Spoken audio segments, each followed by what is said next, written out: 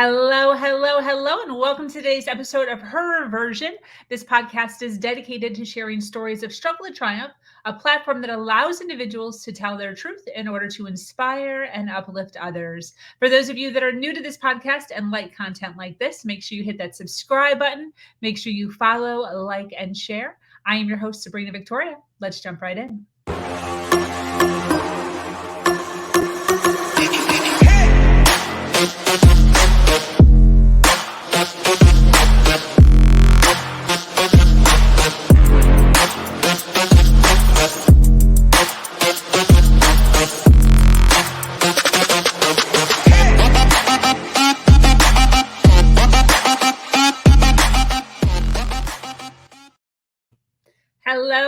Hello, and thank you for joining us today on this episode of Her Version. The Her Version platform is built on storytelling and the understanding that many times our greatest learning experiences come from listening to other people's stories. Today, I am speaking with an amazing woman named Bridget Hom. Bridget is a professional emotional intelligence life and business coach. She focuses on helping entrepreneurs and leaders in industries to partner with their future successful selves, gain a romance with life, ooh la la, and create empowered client interactions. Bridget is here today to talk about her journey through addiction, motherhood, and how her life has landed her on a path of entrepreneurship. Welcome, Bridget. How are you? Thank you so much, Sabrina. I'm fantastic. What advice would you have for women who do have, dreams or aspirations to pivot or move in a different direction? Because there's so many individuals, men and women, who are stuck right now and who are having trouble saying yes. How were you able to say yes? What's your advice for that? It's closing the knowing doing gap, but it's also getting rid of what you think you know is best. I was talking to someone this morning, a client, and I said, getting stuck on ready in your life and figuring out the next part of your business is 25% knowing and 75% doing. It's really mostly about action. And so if you find that you can't launch into action in a direction, then find someone you can talk things through with. I mean, you know how important mentorship is, sponsorship is. It's so important to have someone that you feel comfortable and confident talking things through with. This isn't even a pitch for coaching, it'd be whatever, depending on what people. Low key, yeah, actually. But the truth is, I have a coach, I have a mentor, and I know at those times in my life where I needed direction that I sought someone out who could say, help you sort through the crazy, help you sort through the emotions, help you sort through and figure out what you truly want out of life. And I believe in writing things down because it releases your truest desires and your beliefs in your subconscious. I'm not going to go too deep into that right now. But so if you write out the 5 things that you want out of your life, if you're in a moment of confusion, write 5 things out and then number them. 1 being the most important thing, 5 being the least important out of all those important things. And see what you come up with, because you will get something that you didn't expect. I guarantee it. Absolutely. Yeah. One of the biggest, I think, thoughts that I have regarding personal development, personal growth, and just kind of being in this arena is this thought process of always being better, doing better, being better. In your opinion, at what point are we actually good enough? That's a great thought, and it's a big thought. I would say that we create our reality, our relationships, and our beliefs about ourselves based on what we believe we deserve. And that's the truth. So you have to step out of the world of comparison, first and foremost, because whenever you compare to somebody else's situation, circumstance, who they are, you always lose, right? How many of us are just scrolling through social media, comparing ourselves and then telling ourselves how horrible we are compared to everybody else? Yep. You know, step out of, break through and break free from the noise of comparison first and foremost. And then figure out, you know, where you're at. Are you functioning with high deservability, where you have this like innate knowing of what's next, what you want out of life? That's a good step. Because I say everything is about direction, decisions, and destinations. Are you making decisions that are empowering you to feel more comfortable within your own skin? You know, do you have a destination? Do you know where you want to end up in 1 year from now, even a month from now? Yeah. Having, you know, that's so important. So the destinations, making sure you always are aware of the direction you're taking, whether it be emotionally, because your emotions will lead you to a destination. And sometimes feelings aren't your friends. Yeah. You know? So that's what I would say in answer to that. Beautiful. What do you wish for? I wish to always stay God-to-mistic. And what that means is I was, you know, everyone's like, oh, I'm a pessimist. I'm an optimist. I'm a realist. And I said, I'm a God-to-mist. I'm not focused on what my best thinking will get me. I'm focused on what God's best direction will get me. And so I'm constantly honing in on, okay, what's God, give me the next right thought or action? And I do this within everything because most people that I coach, we do talk about spirituality at some point. And my question to anyone is, all right, I'm going to ask you a question and you tell me which one is more true for you. And it's, are you a spiritual being having a human experience, or are you a human being having a spiritual experience? The difference is that the human being having a spiritual experience, it means they're having a God in the box mentality. God, you take him out of the box when you want him or her, you know, right? Or, and then you put him back in the box, him or her, when you don't want, and then you live your life, relationships, and business, right? Or if you're a spiritual being having a human experience, everything functions in God's economy, which means that everything has a spiritual component to it. Your money, your relationships, your business, your decisions, your thought life. And so there are two different ways of thinking, being, and doing. What about for people who don't believe in God? Are they fucked? Absolutely not. You know, it's so funny you say that. So my first career out of college, I was a Catholic campus minister. And I was going to Notre Dame for my master's in Catholic theology.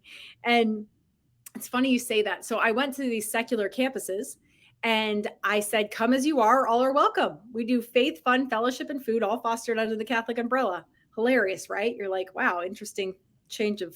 And then I was a legal news reporter after that, different jobs. But what I would say, I had a lot of people who had no belief system join me in these events. A lot of atheists, self-proclaimed atheists, joined me. And I said, here's what we do here. You're welcome to figure out who you are here, because this is a space of radical self-acceptance, like I said. Because the goal, and then they said, okay, what should I believe? And I said, ask to be convicted about where the fullness of truth is. And let that be your prayer. That's it. Absolutely. So tell us what you do. I know your website is hanging up right above your head area. We'd love to know what you do, who you are, and how you can help us. Well, the truth is, I help people with 3 things.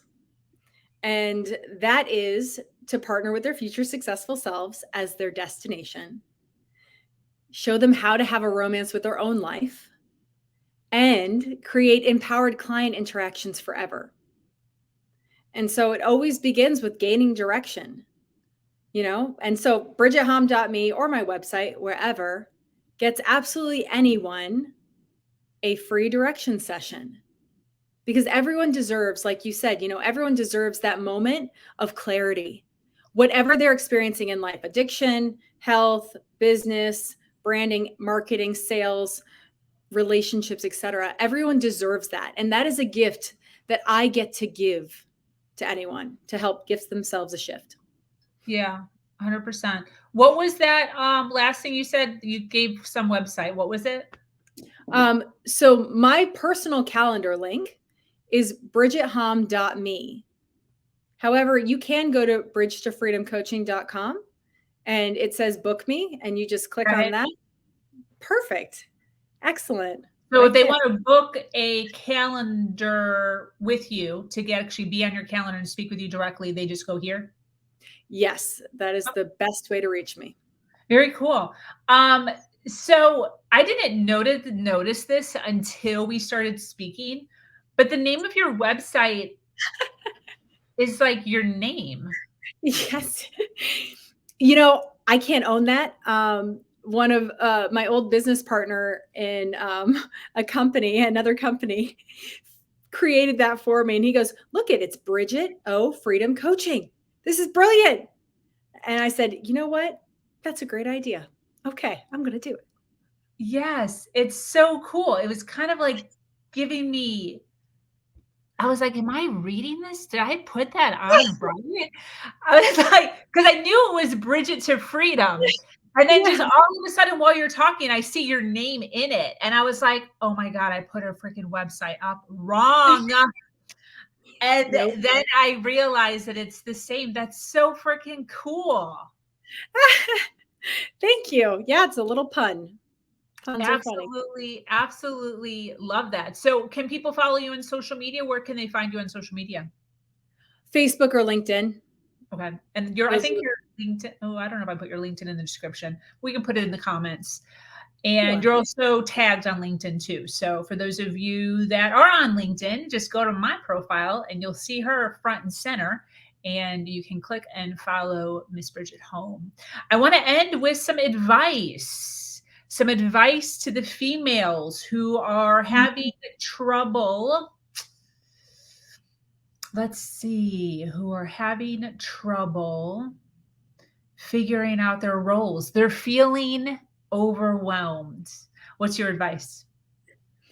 Oh man. Well, first of all, hop on my calendar and I'll give you 3 strategies to break free from overwhelm. There you go. But secondly, if you're feeling overwhelmed, get out a pen and paper, set a timer for 2 minutes, and write out your thoughts, your emotions, whatever's going on for you, and you're going to feel a sense of relief. Easy and simple. Very simple. We make things complicated.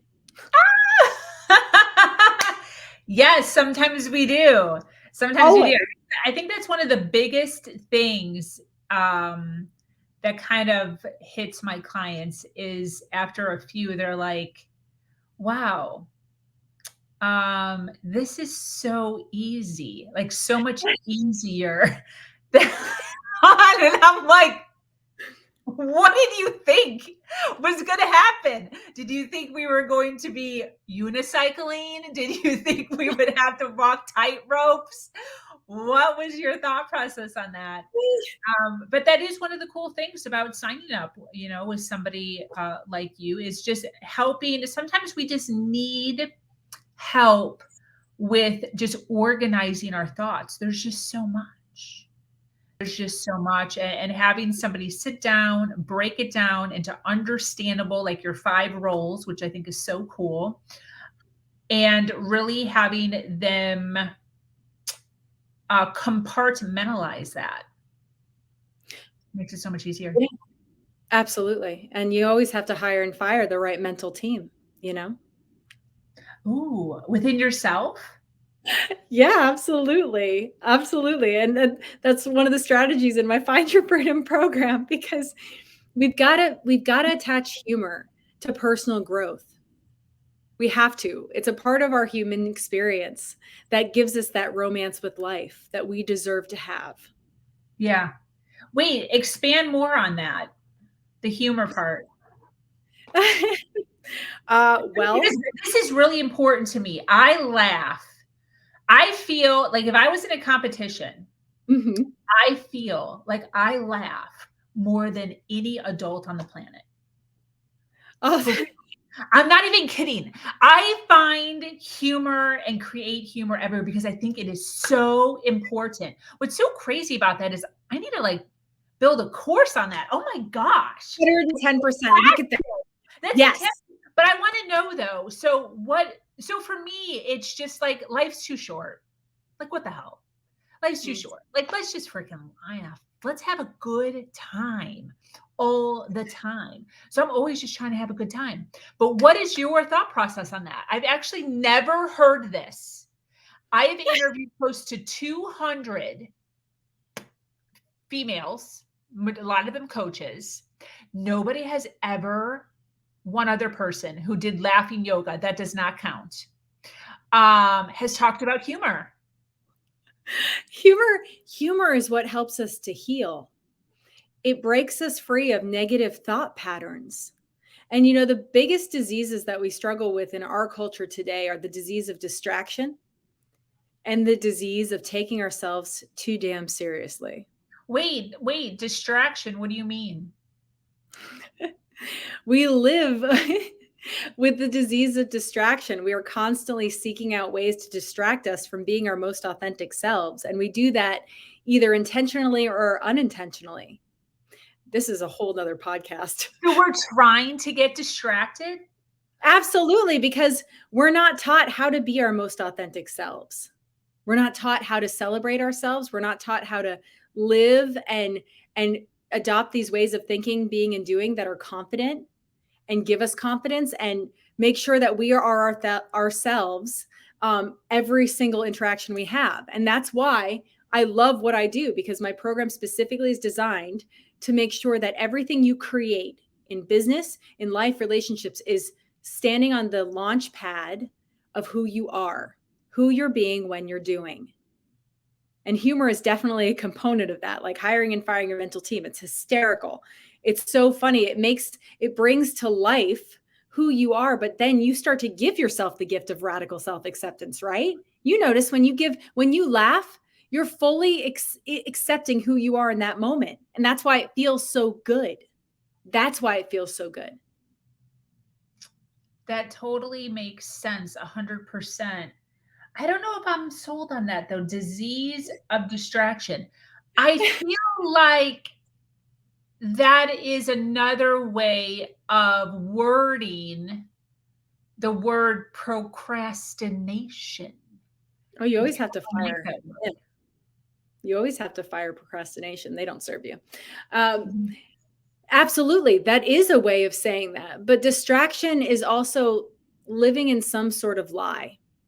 If I'm going to sit and scroll on social media, it means I'm denying myself an authentic something, authentic thought or anything. I'm actually allowing distraction to steal my joy, to steal my intentionality. Because what you ever notice when you put your TV in timeout for like a week and how much more you get done? How much more, like if you put social media on a pause, how different and how good you start to feel. You start to naturally, unpartner with depression and procrastination.